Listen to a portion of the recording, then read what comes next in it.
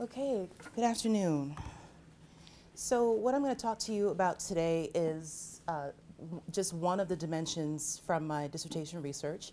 As Stephen said, my primary areas are human information behavior and also online learning. So this study merges the two in some way.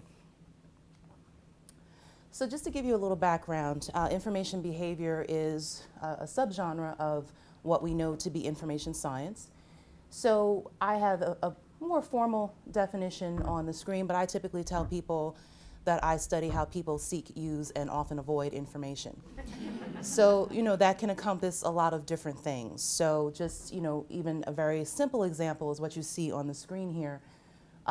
Information behavior can range from, the very orderly pile of books to just the pile.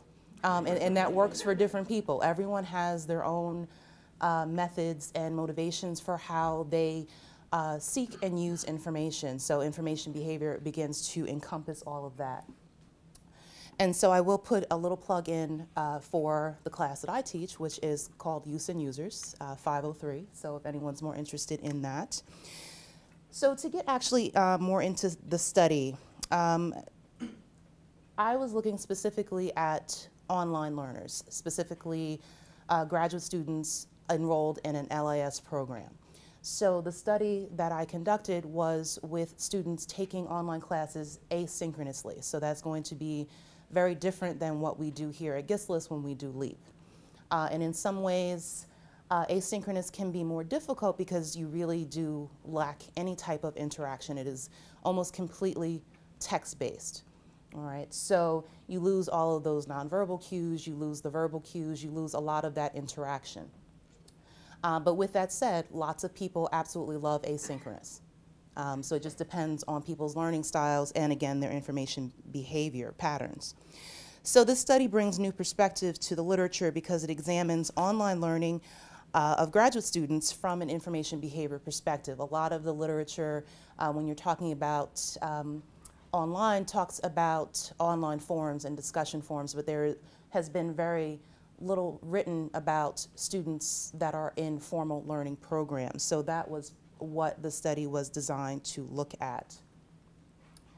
Now specifically, I was looking at a theory called information intense, which was originated by Ross Todd. He is a professor at Rutgers University. And so I have the very formal definition of what information intense entails, but simply it encompasses 5 reasons that people might seek and use information. It really speaks to people's motivations. And so information intense comes out of a subgenre of information behavior, which is the cognitive viewpoint. So the cognitive viewpoint is really talking about what happens when people actually find the information that they think they're looking for. How do they actually then mentally process and use that information for their own use? Okay, so information intense is also rooted in the sociology of knowledge, and it benefits information science because it provides a way to identify information behavior patterns, and specifically it lends itself to information behavior patterns in the online learning environment. So the insights gained from this research benefit not only the discipline of library and information science, but all others that utilize distance education technologies. Distance education is not just about delivering course content in an online format, but rather a way to put the learner first in the course design process by considering how they learn best and by facilitating the development of connected and constructivist learning environments. And I probably should have prefaced this by saying that as a master's student, I completed an entire master's degree online asynchronously, not my MLS, but another degree, and I hated every second of it. So that speaks to my motivation because I'm thinking there has to be a better way that we can do this. A lot of programs, present company excluded, seem to, and this was some years ago, they are getting better, but the idea of doing distance education was to just take text-based lectures and put them online and let people go. So there was a less thought or thoughtfulness involved in it, and certainly no thought for interaction and pedagogy. So to get into the actual meat of the study, I studied 2 classes. Again, they were asynchronous online classes, and I had a total of 38 students. And so because this was asynchronous, the main media that I examined were course discussion threads. So if any of you have done course discussion threads, you know they can be a bust or they can be a really heavy workload, I'll put it that way. So the courses that I examined had very tight guidelines for what online discussion encompassed. So I say all this to say that to my dismay, I wound up with about 2,000 pages of data going through all of these discussions.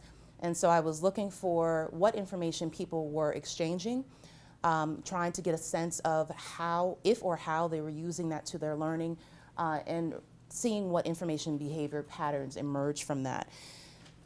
And so in order to do that, I mainly did textual analysis, which is a cousin, if you will, of content analysis.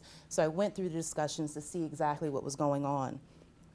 But I also did learner/content, or excuse me, context analysis. And I was really looking at the online course shells to see how the course was constructed, what documentation was there. Did the instructor do any customization, or did they really just throw up their materials and leave it to the students to kind of interpret? So I was looking at the work product from 2 classes, which again included the threaded discussions, course documentation. One of the classes also had journal entries. There were about 309 of those, so I looked at that. And I did eventually do a survey, but that will be another talk. So, let's see. And I know that this is going to be a little difficult to see, but this is the information intents framework. So what's listed in black is the initial information intents theory. What's in red is what I wound up doing at the conclusion of the study.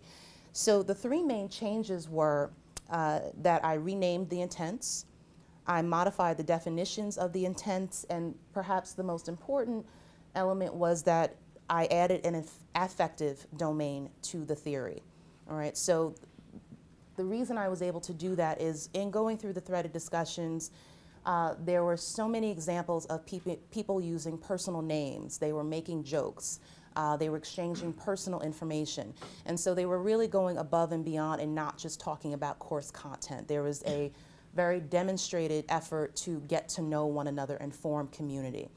And so when I went into the study with just information intents, I was looking at it from a purely cognitive perspective. How are they using that information?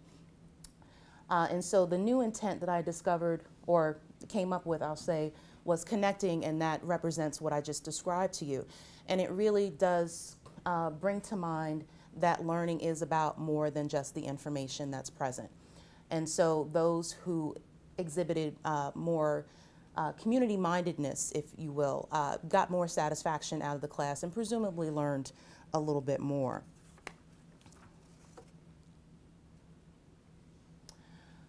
So all of this is to say that information is emotional, particularly in the online learning environment.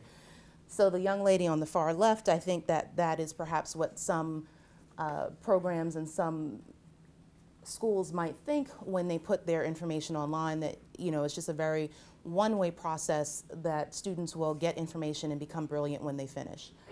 But really, you know, you can have a very wide range of emotions. People can be happy, sad, etc.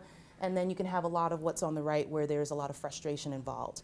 And I wish I could tell you the whole story, but there was one comment that I received in the work where the people referred to their instructor or their class as a concentration camp, and they felt abandoned. They were using some really strong words. All right, so they had a really negative experience and probably as a consequence did not learn as much as the instructor would have intended. So hopefully this study and future studies will work towards coming up with more productive pedagogies for online learning and information behavior.